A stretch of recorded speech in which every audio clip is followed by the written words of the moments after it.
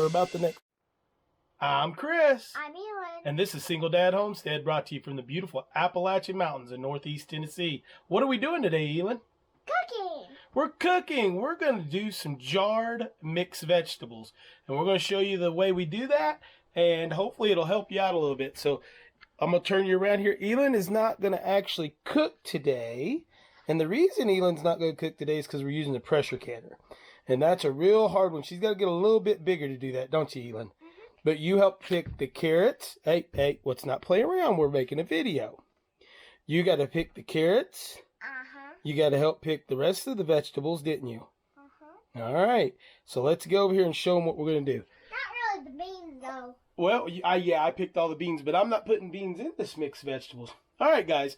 So what I've done here, and we'll show you here, is I've washed out 8 pint wide mouth jars, and they're warm. So I've gotten them warm. Over here is our mise en place, which means our setup in French. That's a French cooking word from when I went to culinary school, plus potatoes. And that's all I'm putting in my mixed vegetables. It's onions, celery, carrots, and potatoes. So that is going to be my mise en place or my setup. And the reason that I do the potatoes in there is the potatoes are usually the hardest thing to cook when you're making your soup and stuff. So if you jar those, you know, they are a lot easier to cook when you're making soups, or you're adding, you can use this and add it into like meatloafs and things like that if you want to too. You could put garlic in here. You could put beans, you could put corn, and do your mixed vegetables that way. But this is my basic mise en place for a million dishes. Like you guys know, I did the same thing on my soup bases or my sauce base. I just use carrots, onions, tomatoes, and then some just salt and pepper. Now you do not have to put canning salt in these. These will jar and they will seal and do everything and keep perfectly fine without any canning salt. But I add 3 quarts of water, just where there's enough water to come above the vegetables, and a tablespoon and a half of canning salt to this, kind of like making a brine and letting it cook. And then as you take it out, you're going to use a slotted spoon, and that slotted spoon will allow all that juice to separate out, and then we'll put it in here. We're going to bring this to a boil, let it boil for 5 minutes, and then we're going to place it into our jars, put the lids and the rings on them, place them into the canner, which also has 3 quarts of water, and it has your ring. This ring is very important, guys. A lot of people don't realize that. This ring that goes in the bottom is very important because it keeps your jars from sitting on the bottom of the pot, getting too hot and cracking. So what we're going to do is we'll cut out here right now. We'll get everything done. I'll bring you back when I start jarring everything up. And when I start doing that, you'll be able to see that and going into the pressure cooker. What I am going to do is I'm going to start my pressure cooker up now. Let this water be heating. It's about time for these to start boiling. Let this water be heating up. So when I do put my jars in there, put my lid on and seal it, I'll start building up that pressure quicker. So let's get to that, and we'll see you in a moment. All right, guys, we've got everything come to a boil. We're going to start putting these in. All I'm using is jars, a jar funnel, a slotted spoon, and we are good to go. So this is boiled for about 5 minutes. So I'm just going to give it a good stir. Use a slotted spoon. We're going to leave about 1 inch head space, which is at about the bottom. Let me show you real quick on a jar. At the bottom, if you look in this jar, about right here where my finger is, of the rings. So it's a pretty easy one to figure out. Whoa, we got some steam going on. You gotta love that. So, and then maybe just a little bit. We don't want a bunch of this juice in here. So ELYN's over there licking her lips because she knows what can be made with this. I'm gonna tap it down, and then it'll allow me to put just a little bit more of our mix in here, because it's going to cook down quite a bit, guys.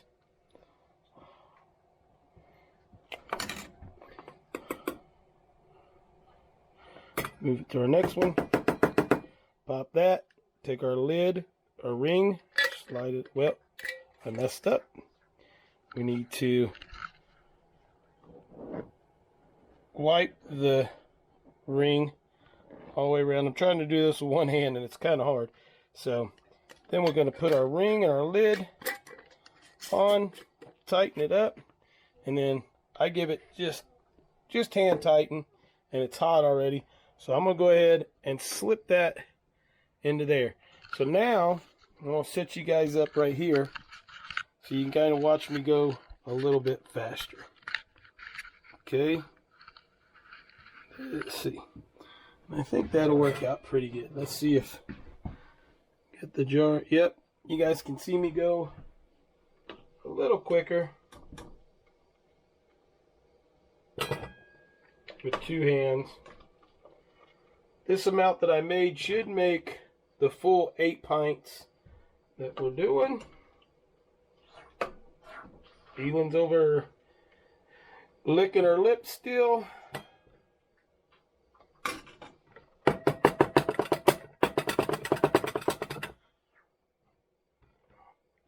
And these vegetables are not cooked all the way through, guys. These have got, they're still got a good bite to them. So,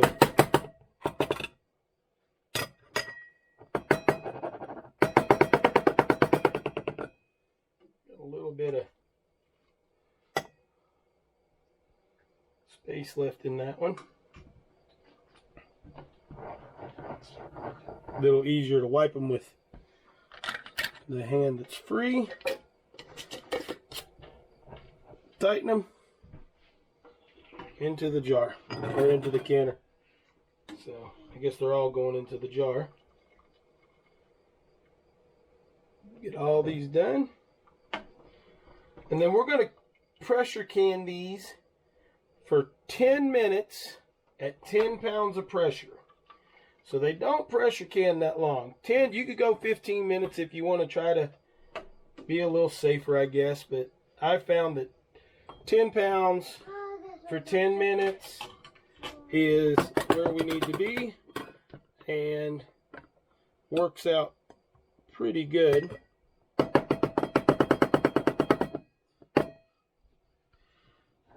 And these are going to cook down some in the jar, so they won't be all the way done. And I usually get away with just me and ELYN with the pints. You can do these in quarts as well. They do very well for larger pots of stew.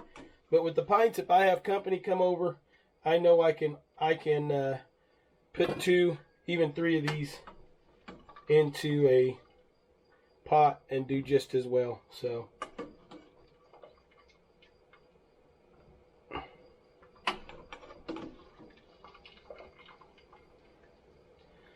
But this is one of my fun times. I had a conversation the other night with some guys on Roots and Refuges Live, and you know, was talking to Jess. We're all staying together at the HOA, and I want the opportunity to cook with Jess. I've gotten the opportunity to cook with Robin from Big Bear, and the girls. The girls are amazing chefs from Big Bear, and I love to cook. It's something I have a passion for. It's something I love to do, and I love to share the outcome of cooking. That whole ordeal of getting in the kitchen and creating something from what you've raised, what you brought into this beautiful world through God's gifts of seed, and then getting it to share with your friends and family and fellowship and worship a little bit is always fun. But this is one of the easier mixes. Once you get it cut up, this is a fairly easy canning recipe, because there's not really that much to it. And like I said, you don't have to put salt in this. I do put the salt. You're probably losing 3/4 of it when everything's said and done. I used every type of carrot that I had. So I had some cosmic purples, yellow carrots, white carrots. I had just normal carrots. The potatoes are, if you've been watching our garden tours and stuff, our potatoes did not do well. So I went and bought some organic potatoes and used those in here. So that and the celery are the only things that are not from our little homestead. We may have enough to get all this done. We might be shy a little bit on the last jar, but that's okay. We'll put a little water in it and it'll be fine. So we're very proud of where we're at this year with our garden. I'm going to leave these a little bit shy just so I can finish all the jars. My water has started to boil. Let me show you this. My water has started to boil in the canner. So when I put my lid on my canner, it'll be much easier to get it up to pressure in a few minutes. So that won't take as long. And then we'll bring you back and show you the finished product. I'm gonna go ahead and empty the rest of these out, get the canner going, and let you see that. Here is the jars. I don't know, let's get this over in the light a little better. This is the jars of the soup base that I made, or sauce base. It came out really nice. So in conjunction with everything else, that should make some good food for this winter. So I'll jump off of here. I'll jump back on in a few minutes after we get this run done with the pressure canner. See ya. All right, guys, we're back to finish up this basic veggie mix mise en place that we've been talking about. We just got them out of the canner. I'm going to show them to you before I cover them up. Here's what they look like. Really nice looking mix of vegetables. And then what we're going to do is, watch out, ELYN, it's hot. What we're going to do is we're going to cover these like such with towels, and I've got a blanket I'll bring over here. And what it does is it wraps them up and holds the heat in. And I know this video work is not the greatest. Anybody that watches our channel knows that it is what it is. So we're breaking beans right now, the canned beans. So what we're going to do, ELYN wants to say hello. Say hi, ELYN, with a mouthful. All right.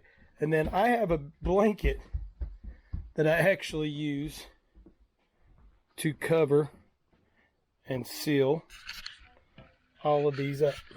So that will be how those sit for about the next 24 to 48 hours. And slow cool, and the lids will seal. So with that said, guys, come here, ELYN.